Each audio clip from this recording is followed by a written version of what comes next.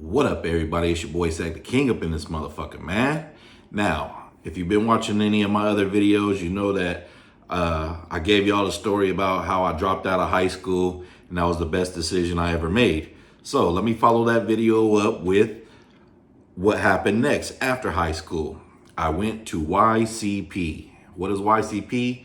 Youth Challenge Program. Now, before I get into telling y'all what that is, hey, hit that subscribe button below so you can be the first to know and you can help the channel grow, man. So, like I said, I went to Y.C.P, man, Youth Challenge Program. Now, this was located at Camp Beauregard in, I want to say, Alexandria, Louisiana. Now, at the time, I was living in Grambling, Louisiana. So, Grambling to Alexandria, well, Pineville, if we want to be exact, is about 2 hours, 2.5 hours south of Grambling. Camp Beauregard, which is a National Guard base I was on, is about 2.5 hours away from Grambling. If you know, you know. Now, the reason why I had to go to this, I guess you could say, continuation program or, you know, youth challenge program as they have it, go ahead and hit that button and play the video where I talked about me dropping out of school, and you'll get the full story. So anyways, fast forward to that for those of you who have watched that. I appreciate it.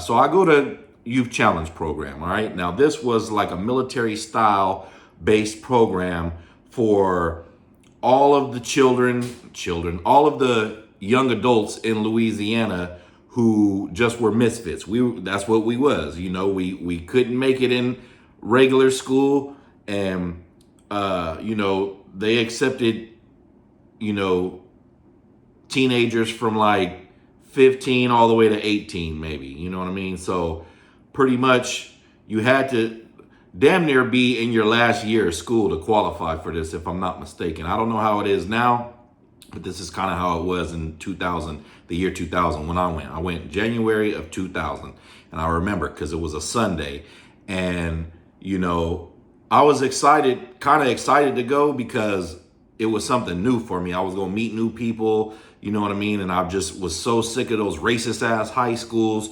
that I was going to and ended up getting kicked out of, that I just needed a change. Now, in this program, even though it's military based, you work towards getting your GED. Now, there's a catch to that. So they had about, let me see here, about 120 students in my class. You know what I mean? Or participants, I guess you could say, in my class. Now, it wasn't guaranteed that you were going to get to go and take your GED test because the state was paying for that, and there was things that there was requirements that you had to meet in order to be selected to be sent to go take the GED test. Now, they only chose maybe about 10 students out of about 10 or 20 to 25 per class, and we were split up into platoons. It was strictly just like the military, because I ended up joining the Army right after I graduated from this program, and that's a whole nother video, so stay tuned for that. But back to the story. So what they do is they take about 120, 130 kids, and they put them all in this program. Might have been even up to 150, right? And we're all broken up into platoons. And most of the kids, the first 2 weeks, they quit. You know what I mean? Because the first day that you get there, they empty out all your shit. They're making you do exercises, all this other shit, just like you're in basic training of the military. Like I said, this was on a National Guard base. So you had actual National Guardsmen dressed in the Army uniform and everything, from all branches, mainly Army and Marines, in this program, and they used to call them cadre, which we would call them drill sergeants in the Army. It was the same damn shit. When I went to basic training, it was the same damn shit. I mean, it was way more in basic training, but this was very, very similar to what you would experience in basic training, except for this. We went to school every day. So just because you got kicked out of school or you dropped out of school, doesn't mean that as soon as you come here, you're not going to go to school. No, we woke up every day. We did PT, physical training. We practiced marching. We went to chow. We did everything damn near that you would do in basic training, except we went to school during the day for about the same amount of time as you would go to school during a regular day. Well, maybe about 6 hours of the day. And after that, it was more marching, more drill and ceremony, more exercise. It was pretty physical, you know what I mean? Outside of the schooling that you had to deal with, outside of all the new personalities that you had to deal with, because it's not only people from northern Louisiana, it's people from Baton Rouge, people from New Orleans, people from up north, people from middle hick-ass towns in Louisiana. If you know about the Youth Challenge program, or you graduated from there, or you attended there, you already know what I'm saying. Matter of fact, one of my younger brothers ended up going many years after me too, but I don't think he ended up getting his GED because, like I said, you have to do schoolwork, right? And they don't just send anybody to go take the test. They, you're writing essays, man. I must have wrote 100 fucking essays. Like I was doing whatever I could to get to the next star, because they base your performance on stars. It's like a star rating. The highest you can get is like a 5-star. I ended up being like a 4 or a 5-star. I forget. I was up there though. But yeah, I think I made it to 5-star. It was only like 5 people that could make it to 5-star at the time. And I think I was one of those people that made it to 5-star. If I'm not mistaken, I made it to 5-star. Anyways, but you know, I came in there and I wanted to be a knucklehead. You feel me? I'm not even gonna front. It's some kids that go there and they just want to be a knucklehead. They don't give a fuck about none of that school. They either go there because their parents is gonna kick them out, or they're court ordered. Sometimes people go there because they're court ordered. Now this is back in 2000. I don't know how it is now, but you know, whoever's watching out there in the YouTube universe, if you've been there, I'm pretty sure it's the same structure. But it's just like high school. We had a prom, all that shit. You know what I mean? We had family days, and they used to give you like 2 times out of the 6 months. I went there from January. I graduated in June. So damn near what my senior year would have been. You know what I mean? If y'all been watching my other video, I dropped out in like the 11th grade. So anyways, but you know, when I got there, I wanted to be a knucklehead, man. I was fucking with the New Orleans niggas, pause. But, you know, they was hella cool with me. Like, that's who I clicked up with the most, was the New Orleans motherfuckers, man. Niggas from the 9th Ward, nigga. Oh, and them Baton Rouge niggas too, man. There was a couple Baton Rouge niggas and a couple New Orleans niggas I used to kick it with tough. You know what I'm saying? Shout out to my nigga Lionel Douglas out them foes, man. Out that south side of Baton Rouge, man. You know what I'm saying? I think he's from Boosie's neighborhood, if I'm not mistaken, because he used to always talk about Lil Boosie. This is back before Lil Boosie was even with Webby. He was with a group called Concentration Camp, CeeLo, and he was on the radio, and he was like the same age as us, and he was only like, how old was I? I was like 16 in this shit. I was 17. I had just turned 17 when I went to Y.C.P. I went in January and I turned 17 in March. You know what I'm saying? So anyways, yeah, he used to always say, man, this nigga Lil Boosie, listen to this nigga Lil Boosie, listen to CeeLo, you know what I mean? So he already knew what it was back then. But anyways, you know, being that I wanted to be a knucklehead, I was still doing all my work and you know, doing a good job, because even though I dropped out of high school, I still, like, I've never been stupid, you feel me? I just didn't want to do the work, or I had a kid, or I was trying to chase bitches or get some money. So my focus, like, that's why I said that the best decision I ever made was dropping out of high school. You know what I'm saying? And it was till this day. I don't recommend that for anybody. Thankfully, my kids have gone to graduate high school, but for me, it worked out in my situation at the time. You know what I mean? But anyways, so I had this teacher named Walter Holsenbeck. You know what I mean? This older white man named Walter Holsenbeck, and he was pretty hard on the students. But one day he pulled me to the side and he said, listen, man, those guys that you hanging out with, they're not going to ever be nothing. They're not going to ever amount to nothing. You know what I mean? He's like, you got potential. And I don't want you wasting potential hanging around with these knuckleheads over here. And that's why I'm using the word knuckleheads, because I can still hear him to this day saying knuckleheads. You know what I mean? And he was like, he kept me out of class after class one day and was like, listen, man, I don't want to get you rolled up for nothing. I see you already got a couple stars, so you're actually doing good outside the classroom. But you need to stay away from the people that you're hanging out with, because they're not going to go anywhere in life, and you are. You know what I mean? And, at the time, my math wasn't all that good. Like, I ain't even gonna front with y'all. I couldn't even do fractions or none of that shit. I used to have my son's mom do all my math homework in school because she was very good at math. You know what I mean? But it didn't really matter when I dropped out anyway. You know what I'm saying? But he used to take the time. He told me how to structure an essay and really write an essay. And he used to make me write all kind of essays on all kind of different shit, man. And I'm not sure if he's still alive, but like that dude really changed my life, man. And he really is the reason why I ended up succeeding in that program, and I actually graduated in the program and ended up getting my GED, man. And just when I think about how much that man took the time to hold on, y'all. I'm cheating, y'all. I ain't even got my mic set up right. There we go. Sorry about that. But when I think about how much that man took out of his own personal time to just work with me, man, I wouldn't have made it. I wouldn't have got my GED and graduated that program without Mr. Holzenbach, man. Walter Holzenbach. I believe he was from Alexandria, Louisiana. I doubt any of his family will ever see this, and I doubt he's still alive, because he was very old at the time, 23 years ago. But if we all look back in school and we all can look back to one teacher that we had, Mr. Holzenbach was that teacher for me. And if he's still alive, I hope that he's doing well. If he's not, I hope that he's really in heaven. But he definitely left his impact on the world. If it wasn't with any other student, it was with me.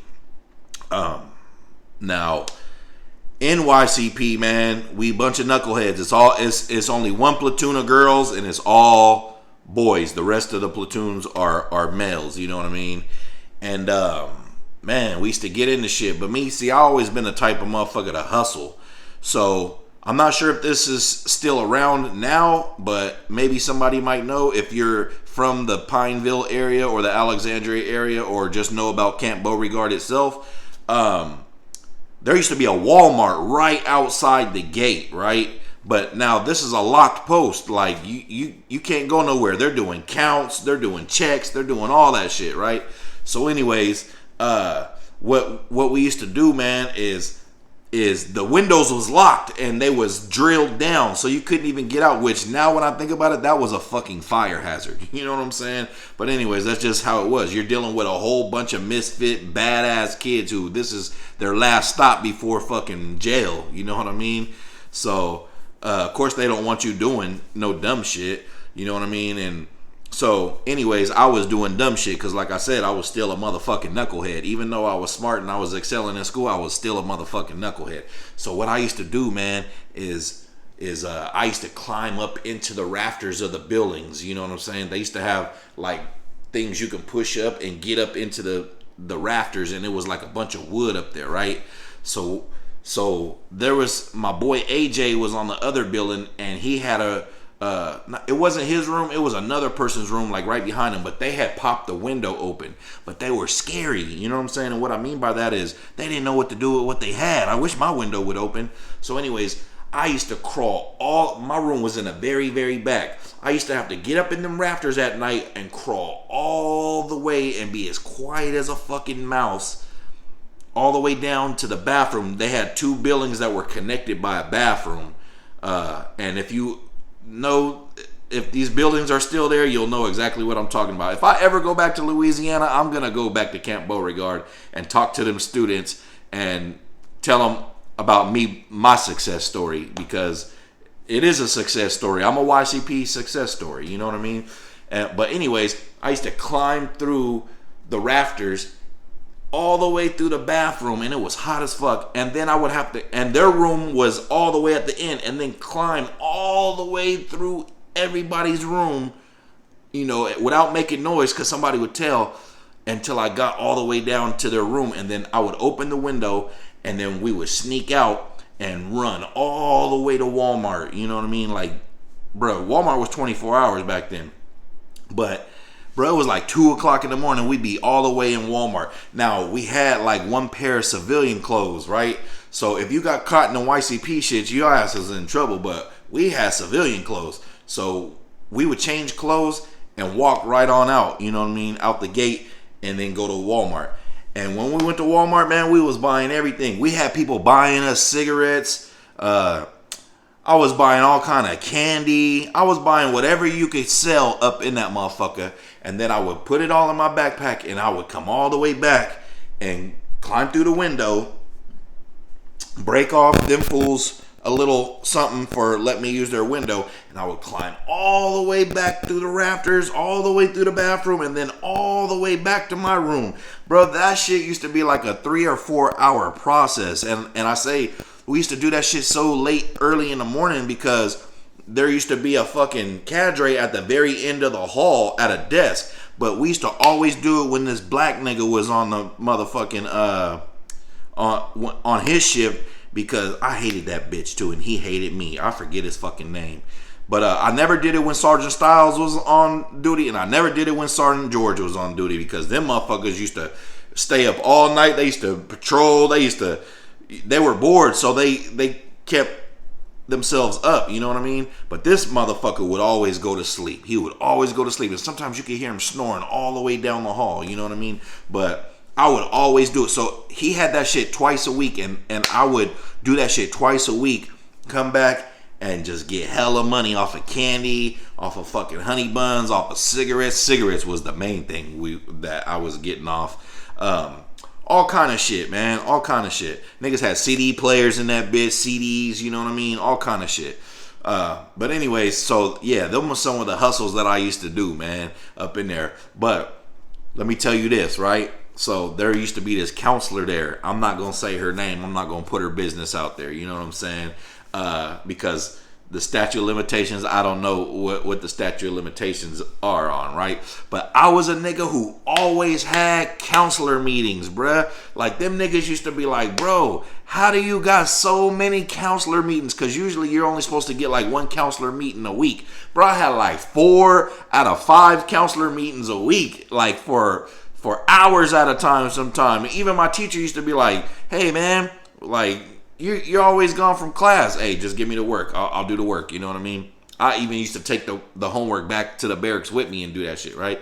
So I smashed on her twice, bro. I smashed on her twice. And niggas could not believe it. They used to be like, yo, you smashed her. They used to be like, bro, I believe it too, because she be on you. Like, hey, man, I was a handsome ass little nigga when I was young, but I was 17, and this is a grown ass woman, you know what I'm saying? Like, she was married with kids, you know what I mean? But I remember one day, right? This is the first time I smashed her, right? I remember one day, I called my mom, right? And my mom was telling me that her and my dad was getting a divorce, you know what I'm saying? And I just remember being like hella sad about that shit, you know what I'm saying? And I was just so sad about that shit. And I started crying in her office, you know what I mean? And I remember her coming up to me, like, to the side of me and being like, it's okay, you know what I mean? And grabbing my head. And she just put my head on her titties. And for some reason, bro, she was on this side of me. I just grabbed them shits. And she didn't care. So I just started feeling them. You know what I'm saying? I just started feeling them even more. And then all of a sudden, I just had my hand up the back of her shirt, and I just popped her bra. You know what I'm saying? She didn't care. Hey, she took off her bra, and I was touching on her titties, and she was like, you want this? I'm like, shit, yeah, I want this. She was like, I can't. I'm like, shit, no, we can. Like, at this point, I'm already invested into some pussy. You know what I mean? Like, I hadn't had no pussy in months. You know what I mean? So, but mind you, like I said, man, I used to be in her office so much. Like, she just thought I was the greatest nigga ever. Like for sure. I remember her favorite song was "Y'all Gonna Make Me Lose My Mind Up in Here, Up in Here." Like, she always used to want to listen to rap music during my counseling sessions and shit. She's a white lady, you feel me? So I was like, I ain't got no condoms, but I got some in the barracks. She was like, do you think you can go get one? So this is what I did. I left her office and I ran. Now, mind you, everybody's at school and shit. So I ran all the way to the barracks room that I used to sneak out of. I hopped through that window real quick. I ran all the way down the hall, out the other barracks, and then came into my barracks, grabbed the condoms, and then I ran right back out. You know what I mean? But they used to keep a sergeant in there. But for some reason that day he wasn't in there because I was looking too, like, you know what I mean? So anyways, I remember I ran all the way back, bro. I had these small ass little lifestyle condoms, bro. I had these small ass little lifestyle condoms. I remember I put that bitch on and I pulled down her pants. She didn't even take off her pants. I just pulled them shits all the way down to her, like, her ankles, and I bent her over her desk, and bro, I humped on her for like, bro, I must have got like 7 pumps in before I busted, bruh. Like, that shit was so quick, bruh. Like, I don't even know if you can consider that smashing. Bro, I pumped her like 7 times and I busted, bruh. She was just like trying to console me, like, oh, it's okay. It's okay. You know what I mean? She was like, it's okay. I'm just sitting back in the chair like, nah, it ain't okay. Like, I wanted to flex out on her ass. You know what I'm saying? So anyways, bro, longer story short, I ended up getting like 5-star. Now, when you make 5-star, you get to go on a special trip, right? So I made 5-star, and I remember she was asking me too, like, are you gonna, go on, are you gonna make 5-star? And I remember that was my goal, was to make 5-star, because I knew that she was gonna be one of the chaperones to go to this fucking camping trip that they had planned for us, right? So I did all I could. I did all my schoolwork. I was like the best person doing all the platoon shit. I was the platoon leader, you know what I mean, telling everybody how to march and what to do. I was doing everything because I had once she gave me a little taste of that pussy, I had that shit on my fucking mind for like the next 2 months. It was like from the time I smashed her the first time to this next time was like 2 months. You know what I mean? And then we graduated the next month. So I remember I finally made 5-star, right? I got a Polaroid of this where I made 5-star. I got a Polaroid to this day somewhere at my mom's house, right? And I remember as soon as I made 5-star, everybody was like, hell yeah for me, because a couple of people knew that I smashed her, but they already knew it was going down again. You know what I'm saying? They already understood why I was doing everything and going out my way to do everything I could do, because I was going to smash her again. Like I said, I ain't gonna put her name out there. You know what I'm saying? But anyways, so we go on this camping trip. You know what I mean? And I remember the camping trip, like, it was like a 3-day camping trip or something. And I'm like, hey, as soon as we get a chance, like, let's fuck, you know what I mean? She's like, all right, yeah, you know what I mean? So I remember it was like 2 o'clock in the fucking morning, bro. It was like, I had to wait till like 2 o'clock in the morning to smash her. And I remember I was trying to light a cigarette on the fucking light bulb, and that shit didn't work. You know what I mean? So I was like, damn, I'm over here waiting for her to give me the little signal, right? So she had a flashlight. So when she came outside, she just opened the flashlight and she did it like 3 times, you know what I mean? And that's what was like my cue to know to come. But everybody else asleep. It was one nigga trying to stay up. His name was Trantham. We used to call this nigga Reverend Do Wrong, because he used to always try to preach about the Bible. But nigga, you're a misfit just like us. You know what I mean? And you're doing shady shit too. And you're over here hustling shit that I'm selling you too. You know what I mean? But anyways, so I remember this nigga wanted to stay up. He kept staying up because he wanted to hit some cigarettes too, but we could not light it on the fucking light. Anyways, longer story short, man, I kept looking out the window, but I didn't want this fool to know what was going on. So I was like, bro, I'm about to sneak out. And he's like, what are you about to sneak out for? I was like, man, I'm about to go try to find me a lighter. He's like, from who? It's 2 o'clock in the morning. But I already knew what was up. So, boom, she popped the signal. Boom, boom, boom. But like I said, this nigga's up. You know what I'm saying? So I had to think of a way to get the fuck up out of there. But anyways, it took like 20 more minutes, and I thought she bounced. So by the time I got out of there, I'm walking through, like you can hear, like it's so quiet out there. All you hear is like crickets and bugs and me walking through, breaking like fucking twigs and shit, right? So then all of a sudden she popped out. I was like, I was scared as a motherfucker. She was like, I thought you wasn't coming. I was like, hell no, I'm coming. So longer story short, bro, I bent her ass over a tree and I must have pumped on her for like a good 10 minutes, bro. Like it wasn't 10 pumps, but I smashed on her for about a good 10 minutes, you know what I'm saying? And after that, she went back to where the cadre be, and I went right back to the motherfucking little room that we had, bro. And then I ended up graduating. But when I graduated, I remember like, nigga, that bitch lightweight had me in love because she gave me some pussy. And like I said, I used to spend so much time in her office every single week. Like we was really friends, you know what I mean? Now, she shouldn't have been fucking with no 17-year-old nigga, but see, I think the thing is she already knew I had like a 2-year-old kid. I was grown and all that shit, you know what I'm saying? So she wasn't looking at me like I was a young ass dude. She was looking at me like I was an adult, you know. But technically I wasn't, you know what I mean? So that's why I'm not gonna say her name, because I don't know the statute of limitations on that shit. And look how much they done caught R. Kelly up for some old ass shit, you know what I mean? Hey, but shout out to her, man, because she gave me some pussy twice, you know what I mean? Even if I did pump her 7 times the first time, hey, it still counts to me. But anyways, man, that's my Y.C.P story, man. If you went to Y.C.P, if you anybody ever watching this, are you familiar with the area in Louisiana, man, hit that comment below, hit that subscribe button below so you can be the first to know and help the channel grow. Because my next video is going to be about why I joined the Army. But before I do that, let me tell y'all about Job Challenge, okay? Let me not forget this part of the story, right? So when I was in Y.C.P, I was fucking with this chick named Antoinette Dunbar. Antynettee Dunbar, right? And that bitch was ugly in the face, but her body was banging. Like, her body was banging. You know, I was on this chick named Rebecca Greenwood. That's who I wanted to be on, from like New Orleans, Louisiana. She was bad at the time. I don't know what she looked like now. But Rebecca Greenwood, that's who I was on so bad. And I was going to go to prom with her and everything, right? But then, but this chick Antoinette was always on me though. You know what I'm saying? And like I said, she was tall. She was damn near my height, like 6 foot. But she had some big ass titties and a fat ass and a flat stomach. But her face was just like, she wore glasses and shit.